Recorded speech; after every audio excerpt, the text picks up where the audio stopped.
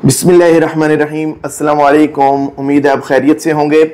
आजकल हमें बहुत ज़्यादा जो मैसेजेस और जो कॉल्स आ रही हैं वो ओवरसीज़ से भी आ रही हैं और जो हमारा लोकल इन्वेस्टर है उसकी तरफ से भी बहुत ज़्यादा मैसेजेस, हमारी वीडियोस के नीचे भी बहुत ज़्यादा मैसेजेस आ रहे हैं। वो क्या है?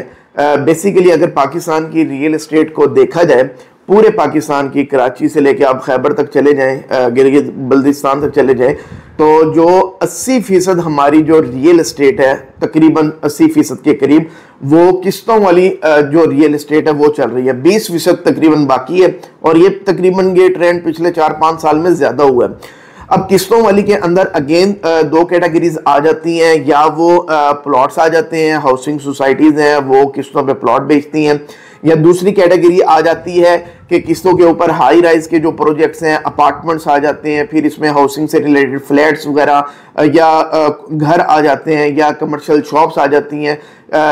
ये सारा जो सेक्टर वो आ जाता है। तो तकरीबन ये जो 80% पाकिस्तान की रियल एस्टेट है उसको अगर कैटेगराइज किया जाए जो किस्तों वाली है, उसमें से भी तकरीबन 65 to 75% जो है ना ये किस्तों वाली सोसाइटीज आ जाती हैं, और बाकी जो रिमेनिंग बच जाती है वो हाई राइज घरों की या कमर्शियल शॉप्स, ये सारी चीज़ें आ जाती हैं।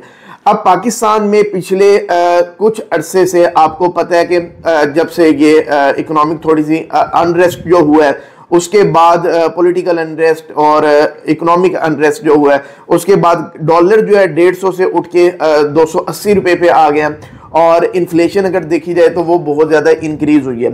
अब इस दौरान जो हुआ है कि जिन लोगों ने किस्तों पे प्रॉपर्टीज बाय की हुई थी, या फाइल्स बाय की हुई थी, या बुकिंग कराई हुई थी, तो अब वो सारे इन्वेस्टर जो है वो मुश्किल के अंदर आ गए हैं।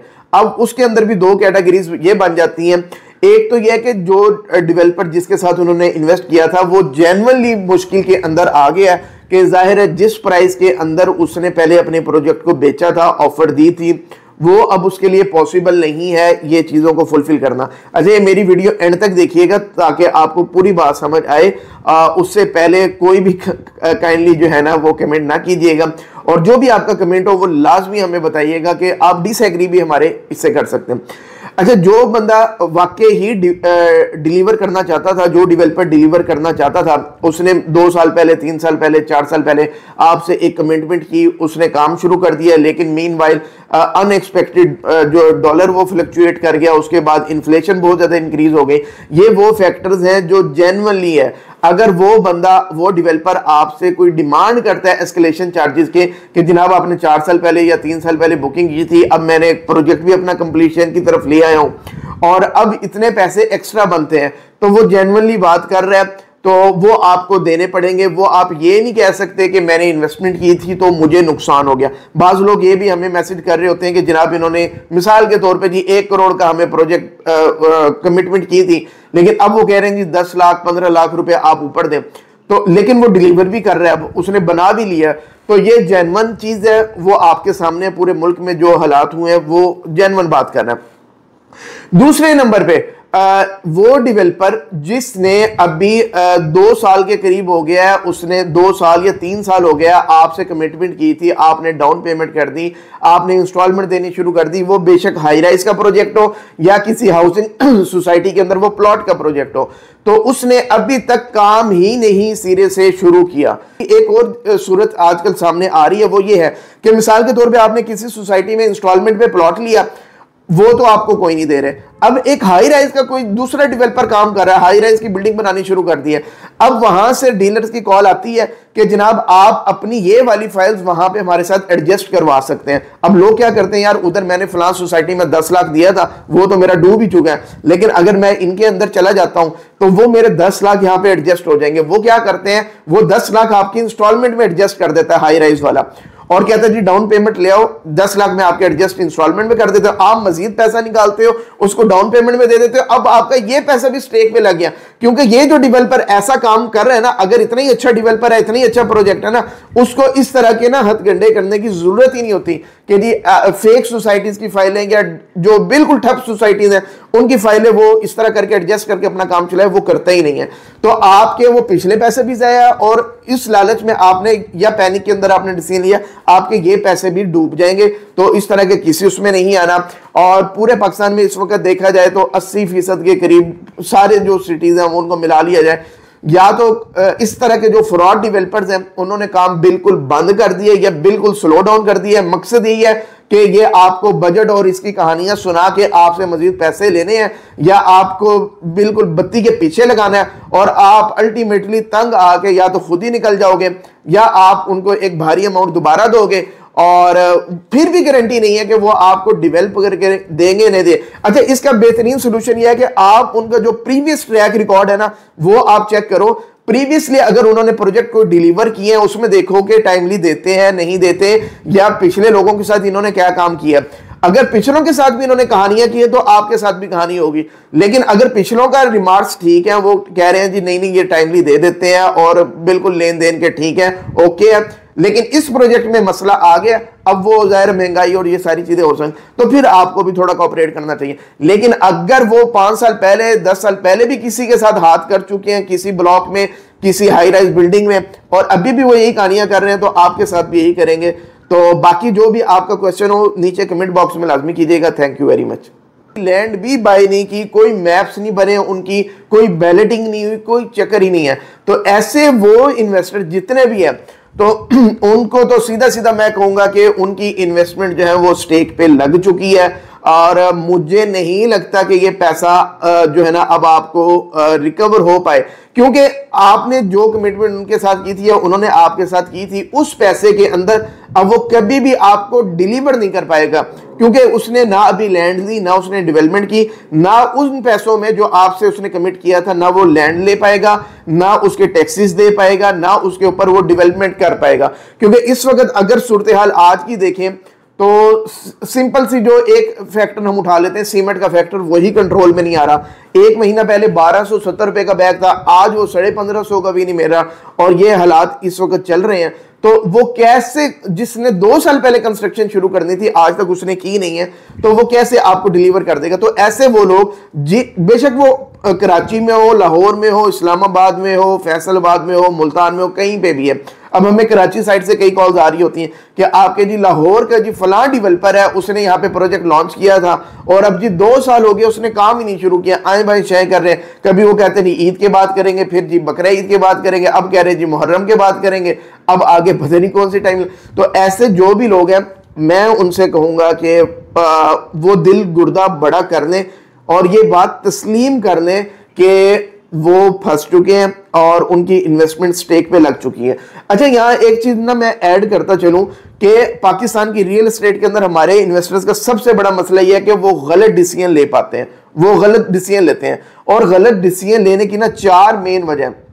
पहली वजह यह है कि लालच कर जाते हैं कुछ लोग कि जी बड़ा सस्ता प्रोजेक्ट नजर आ रहा है या बड़ा सस्ता प्लॉट नजर आ रहा है, हमें 10 लाख में 15, 20, 25 लाख में यहाँ पे प्लॉट मिल जाएगा, सराउंडिंग में तो ऑलरेडी 40-40 लाख के प्लॉट हैं, देने भी हमने किस्तों में पैसे हैं। इसी तरह कोई अपार्टमेंट होता है, कोई शॉप होती है, लालच में हम मारे जाते हैं और वो बेसिकली ट्रैप होता है और हम उसके अंदर जो है ना वो फंस जाते हैं और वो पैसा आपका रिकवर नहीं होता। दूसरे नंबर पे हम क्या करते हैं, अपने करीबी के ऊपर ट्रस्ट कर देते हैं, या वो रियल एस्टेट का बंदा होता है या कोई जानने वाला होता है, हम उस पर ट्रस्ट करते हैं क्योंकि हमें बिल्कुल नहीं पता होता रियल एस्टेट का। और ज्यादातर ओवरसीज के साथ ये मसला होता है, या देखा देखी हम ये फैसला कर लेते हैं, ट्रस्ट करके देखा देखी, और उसने भी किया मैं भी कर लेता हूं, उसमें हम मारे जाते हैं, गलत डिसीजन हो जाता है, इन्वेस्टमेंट आपकी डूब जाती है। तीसरे नंबर पे जो हम करते हैं वो ये करते हैं कि हमारे पास क्योंकि रियल एस्टेट का नॉलेज नहीं होता और ना ही हम इसको कभी हासिल करने की कोशिश करते हैं, और उस कम इल्मी की बेस पे हमारे साथ फ्रॉड हो जाता है, हाथ हो जाता है। और चौथे नंबर पे ये होता है जो कि आजकल चल रहा है, हम पैनिक होकर डिसीजन ले लेते हैं या जल्दबाजी के अंदर डिसीजन ले लेते हैं। कभी भी गुस्से में या मायूसी की हालत में डिसीजन नहीं लेना चाहिए। हमारे अक्सर लोग क्या करते हैं, आजकल जो सिचुएशन बनी है ना कि यार वहां से भी नुकसान हो गया, वहां से भी नुकसान हो गया, और अब वो एक और गलत फैसला कर जाते हैं कि यार ये यूं कर दो या यूं कर दो, जो भी है ना, वो अपना बाकी का पैसा भी जाया कर देते हैं। अब जिसने 2 साल से नहीं आपको बना के दिया, उसने आगे भी नहीं देना। अगर वो मजीद आपसे पैसे मांगता है तो आप मजीद अपनी इन्वेस्टमेंट वहां पे डुबो दोगे, स्ट्रक हो जाएगी। अब आप कहते हो जी मैं वापस करने जाता हूं, वो मुझे कहते हैं -50% पे लेंगे या -40% पे लेंगे। भाई जितने भी माइनस में जा रही है, अब फिर आप दे के निकलो, क्योंकि अपने 15, 20, 30 लाख बचाने के लिए इतने ही पैसे आप ऊपर लगा दोगे और फिर भी आपको कंफर्म नहीं होगा कि ये चीज मुझे कभी मिलेगी भी या नहीं मिलेगी। तो ये सारी सूरत हाल है। अच्छा, वो लोग, अब 2 कैटेगरीज मैंने आपको बता दी। एक तो वो कि जो डेवलपर अपना टाइमली उन्होंने काम शुरू किया, काम कर लिया, फिनिशिंग के करीब आ गया और वो कुछ आपसे एक्स्ट्रा चार्ज कर रहे हैं, अब तो वो तो चले समझ आती है, वो नुकसान भी नहीं है। दूसरी, जिन्होंने अभी तक 2 साल हो गए, 3 साल हो गए, काम ही नहीं शुरू किया, वहां से आपका क्विट बनता है, वो नुकसान आपका पूरा नहीं हो सकता। अब इस नुकसान को पूरा करने के चक्कर में आप मजीद अपना पैसा जो है ना फंसा लोगे। तीसरे नंबर पे दरमियान की कैटेगरी आ जाती है कि ऐसा भी नहीं है कि उसने टाइमली प्रोजेक्ट स्टार्ट करके कंप्लीशन की तरफ आ गया, और ऐसा भी नहीं है कि उसने बिल्कुल काम ही स्टार्ट नहीं किया।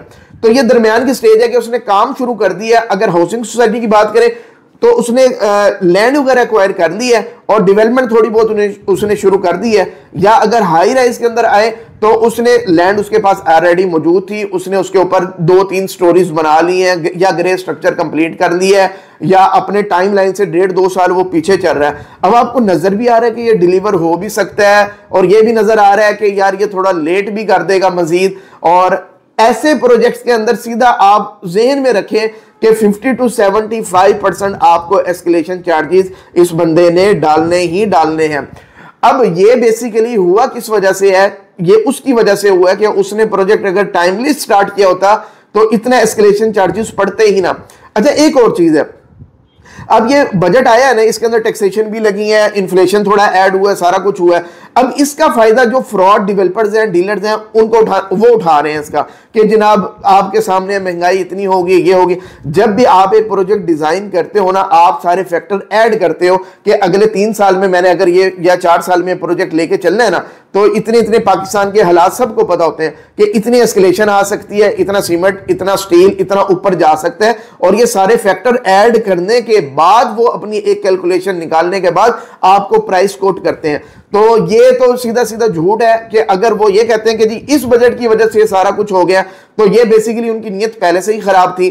थोड़ा बहुत समझ आती है, लेकिन 50%, 75% या 100% एस्केलेशन चार्जेस समझ नहीं आती हैं। तो इसका मतलब है उन्होंने पहले कैलकुलेशन या तो बदनीयती की बेस पे गलत की थी कि जी आपको कम पैसे दिखा के उन्होंने ट्रैप कर दिया, अब आगे पैसे डाल दिए, या दूसरे नंबर पे वो इनकम्पिटेंट थे, वो नाअहल थे, उनको पता ही नहीं था कि इस प्रोजेक्ट पे टोटल कॉस्ट कितनी आनी है, और आपसे उन्होंने सस्ते में डील कर दिया और अब आपको भी फंसा लिया, खुद भी फंस गया। अच्छा जी, जिन लोगों ने प्रोजेक्ट पे काम शुरू कर दिया लेकिन स्लो डाउन है, तो वो आप पे एस्केलेशन डालेंगे। अब वो लोग क्या करें? तो उनके लिए 50-50 है, या वो निकले या वो कंटिन्यू करें। 50-50 इसके लिए। तो इसमें अब ना पूरा 100% ये है कि आप डूब गए हो, और ना ही ये है कि जी आप जो है 100% जो है ना वो बेनिफिट के अंदर रहोगे, क्योंकि आपकी जेब से मजीद पैसा निकलना ही निकलना है। लेकिन एक चांस है कि ये प्रोजेक्ट आपको अल्टीमेटली डिले होके मिलेगा, महंगा होके मिलेगा, लेकिन अल्टीमेटली मिल जाएगा। तो ये अब आपने डिसाइड करना है इसमें क्या करना है। अब मैंने तीनों कैटेगरी बना दी कि जो है काम शुरू हो गया तो तब क्या करना है, काम अपने टाइम पे शुरू होके कंप्लीशन पे आ गया तब क्या करना है, डिले होके तब क्या करना है, और अगर काम ही नहीं शुरू हुआ तब क्या करना है। अच्छा, आजकल एक नई चीज आ गई है, इमर्जिंग पॉलिसी। अब इमर्जिंग पॉलिसी जो है ना वो कई सोसाइटीज के अंदर आ गई है कि अगर एक सोसाइटी ने अपने ही किसी दूसरे ब्लॉक के अंदर कह दिया इसमें आप मर्ज करवा लो, इसमें अगेन डीलर्स का ही फायदा है, लेकिन आप क्योंकि फंस चुके हो तो आपको अवेल करनी है, आपके पास कोई ऑप्शन नहीं है, क्योंकि फाइल आपकी नेगेटिव के अंदर जा रही है या कोई नेगेटिव में भी नहीं ले रहा, तो अल्टीमेटली आप टोटली फंस चुके हो। अब यही ऑप्शन है कि आप मर्जिंग पॉलिसी जो है ना वो अवेल कर लें